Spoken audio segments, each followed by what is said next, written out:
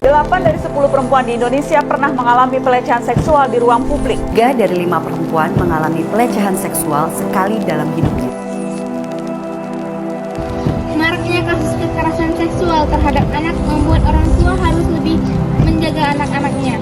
Bahkan tercatat kasus kekerasan seksual terbanyak dari jumlah korban sejak tahun 2019 hingga 2024, yaitu tercatat pada rentang Januari hingga Juni 2024 terdapat 7.842 kasus kekerasan dengan 5.542 dengan korban anak perempuan dan 1.930 dengan korban anak laki-laki. Lalu, apa sih itu kekerasan seksual? Kekerasan seksual terhadap anak adalah hal yang menakutkan dan dapat berdampak buruk pada psikososial, tumbuh dan kembang anak di masa yang akan datang. Kekerasan seksual bukan hanya melalui sentuhan, tapi juga bisa berupa dari lisan. Keterlibatan ayah dalam pengasuhan anak dapat membangun kedekatan emosional dan edukasi tentang batasan diri kepada anak.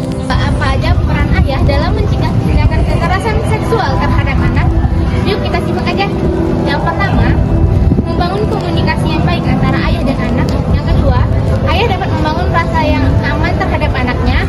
Yang ketiga, ayah mengajarkan privasi tubuh kepada anak. Ada 2 dampak setelah melakukan hubungan seksual, dampak secara psikologis dan dampak secara fisik.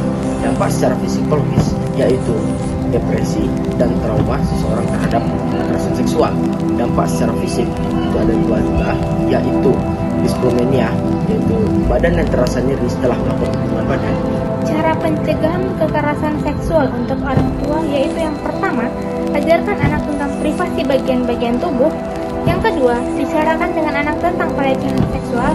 Cara mencegah kekerasan seksual untuk anak. Yang pertama, jangan berbicara atau menerima barang dari orang yang tidak dikenal.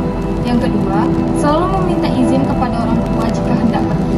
Yang ketiga, selalu mengajarkan anak untuk berteriak dan kabur jika ia merasa terancam oleh orang tidak dikenal. Peran PR dalam pencegahan kekerasan seksual itu yang pertama, mengedukasi tentang kekerasan seksual. Yang kedua, menjadi layanan awal bagi remaja. Yang ketiga, membantu konselor supaya untuk menyebarluaskan informasi. Yuk jadi ayah yang ada dan peduli. Anak berhak tumbuh aman dan ayah punya peran yang penting. Bersama Pikera Syifa, kita jaga anak Indonesia.